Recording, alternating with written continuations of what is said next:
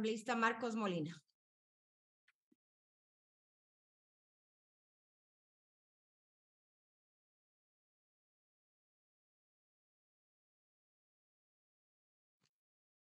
¿Me escuchan?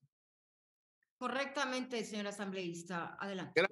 Gracias, señora presidente de la Asamblea Nacional, asambleístas, pueblo ecuatoriano que me escucha.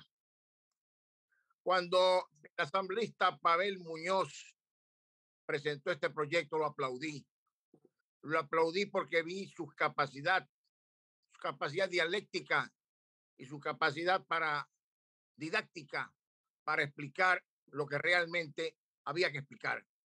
Un dato técnico, un dato que deba comprender tanto los asambleístas como las personas que escuchan y llegar a los oídos del gobierno en forma precisa. No lo he visto en estas más de 20 presentaciones de distinguidísimos asambleístas. Por lo contrario, he visto un poco de adrenalina, he visto un poco de bilis derramarse hoy en la asamblea virtual que tenemos. El día de hoy nos abocamos a tratar temas tan sensibles como los derechos constitucionales en el sector de la salud y de la educación, cuya garantía del Estado implica la asignación de recursos suficientes para suplir las necesidades de la población, cumpliendo con los principios de universalidad y equidad. Colegas legisladores, quiero manifestarles mi profunda preocupación por las pérdidas de vidas producto de la falta de previsión y atención en el sector de la salud. No lo puedo negar. Los ecuatorianos no podemos asumir la responsabilidad que tienen las autoridades en el manejo de la ejecución presupuestaria de los recursos asignados dentro de sus periodos, pues estos, al no ejecutar los porcentajes establecidos en su asignación, afectarían disminuyendo la asignación presupuestaria para los siguientes ejercicios fiscales, como se ha evidenciado en los últimos años en el sector de la salud. Esto es, señor secretario, por favor, pueda usted proyectarme los slides que he presentado a Secretaría. Proceda, señor secretario, por favor.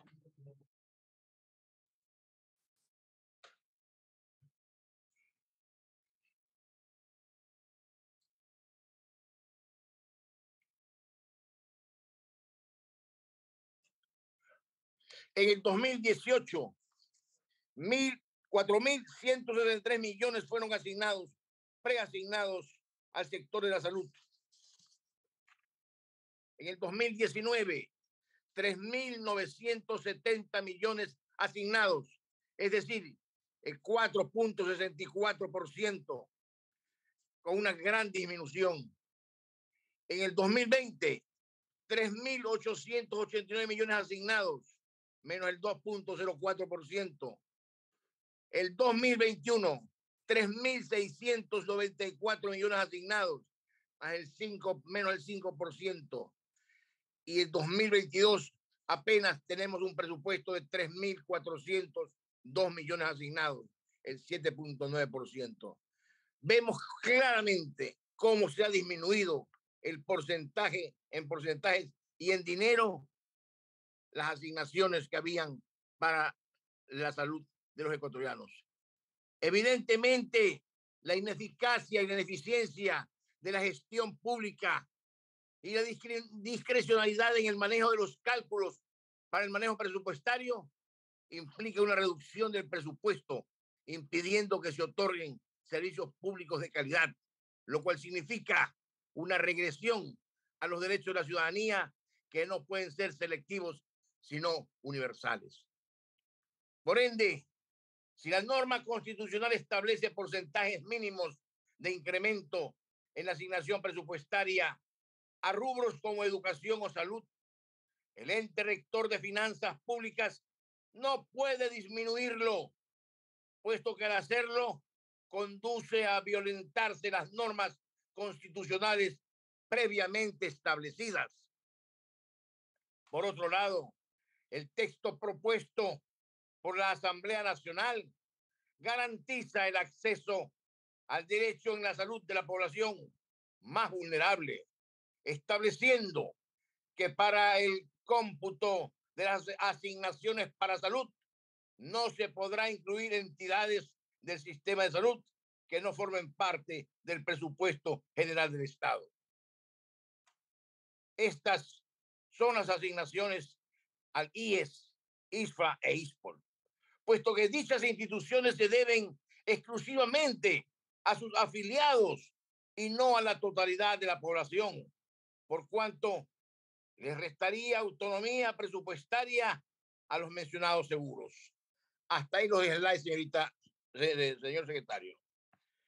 Es importante entender que el objeto del proyecto de ley establece que se debe y que no se debe, que se debe y que no se debe computar dentro del cálculo de las asignaciones presupuestarias para la salud y la educación, con el objetivo de evitar subjetividad por parte del Ejecutivo al pretender incluir entidades que no tienen relación con esos dos sectores en la asignación anual de las proformas. Ello con la finalidad de que se establezca con precisión de la ley la forma en que se calculan los incrementales anuales de salud y educación, mientras se alcanzan las metas constitucionales del 4 y el 6% del Producto Interno Bruto, respectivamente. ¿Y qué respuesta tenemos? Que en los últimos años no ha habido un incremento en el presupuesto general del Estado en el sector de la salud, por lo cual se corre el riesgo de vulnerar los determinados en la disposición transitoria 22ª de la Constitución de la República. A más de esto, el artículo 118 del Código de Planificación y Finanzas Públicas da la potestad de que el Ejecutivo disminuya el presupuesto general del Estado hasta el 5% del mismo, sin excluir a estas preasignaciones.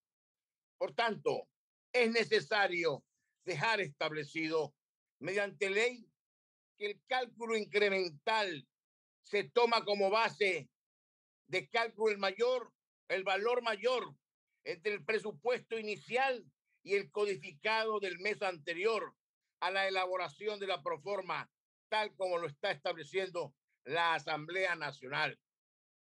Señores legisladores, la crisis que vive el sistema de salud actualmente en parte se da por el tema presupuestario. En este sentido, me voy a permitir adelantarme a parte de los resultados del informe de actualización de desabastecimientos de medicinas ya escritos en este libro que aprobamos en la Comisión de Salud y Deporte, el cual demuestra con cifras y datos la realidad de nuestro precario sistema de salud. En primer lugar, lo que nos presentó el ministro de Salud fueron proyecciones respecto del abastecimiento del cuadro nacional de medicamentos, indicando que el mismo será del 66% hasta julio del 2022, que no lo fue, el 76% hasta agosto, el 81% hasta septiembre y el 86% hasta octubre. Y hasta diciembre se llegará a un abastecimiento del 90%, que dudamos mucho. Sin embargo, me permito reiterar, estas fueron siempre proyecciones, más no el real abastecimiento, que es lo que este pleno pidió para que se transparenten las cifras. Por otro lado, en cuanto al abastecimiento de medicamentos necesarios para el tratamiento de las personas con discapacidad y con enfermedades catastróficas raras y huérfanas, el Ministerio de Salud presentó los datos en cuanto a aquellos medicamentos oncológicos, señalando que el abastecimiento actual alcanzaría al 76%. Sin embargo, la realidad en los hospitales de Sostra, señores asambleístas, y ustedes lo conocen, seguimos viendo morir a pacientes en los últimos, sucedido en el mes de agosto de este año, un gran plantón en Guayaquil, en donde familiares de pacientes renales y trabajadores de las dializadoras cerraron parcialmente las avenidas de Guayaquil para exigir el pago de $80 millones. Otro dato importantísimo son los porcentajes de derivaciones que siguen ocupando en los hospitales públicos. En este sentido, el ministro nos informó que se ha identificado que el 15% de las derivaciones a hospitales y el 70% de derivaciones a la red privada complementaria son innecesarias.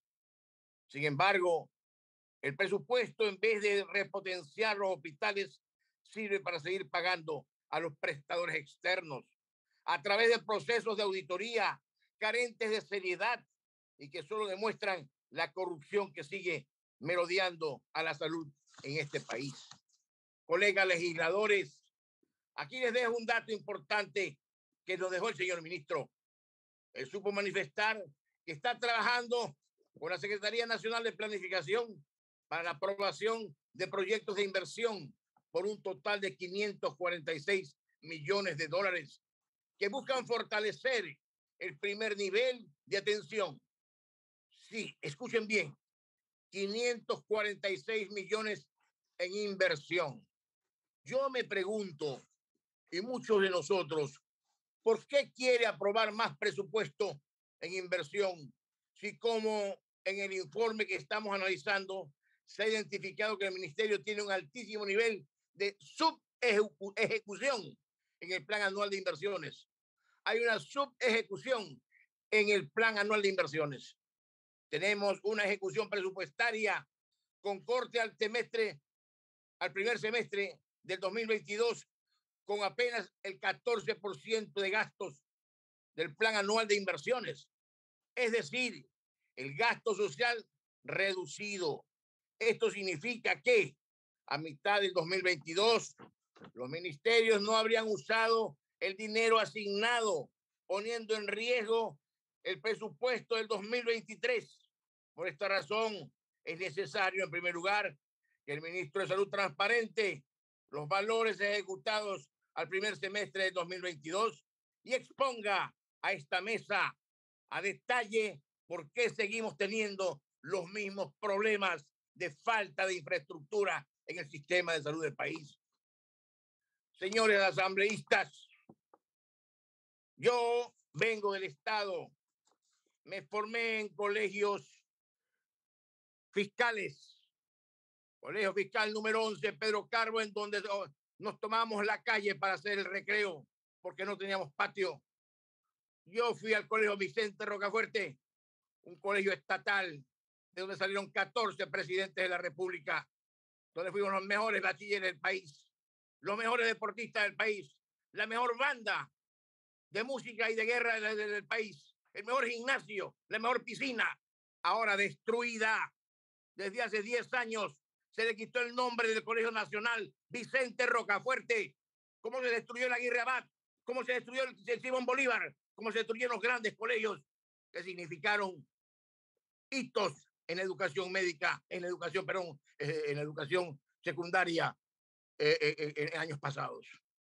Eso debo aclararlo, que la educación estatal siempre fue buena, siempre fue exclusiva de la gente que quiso ver en el futuro una profesión y triunfar.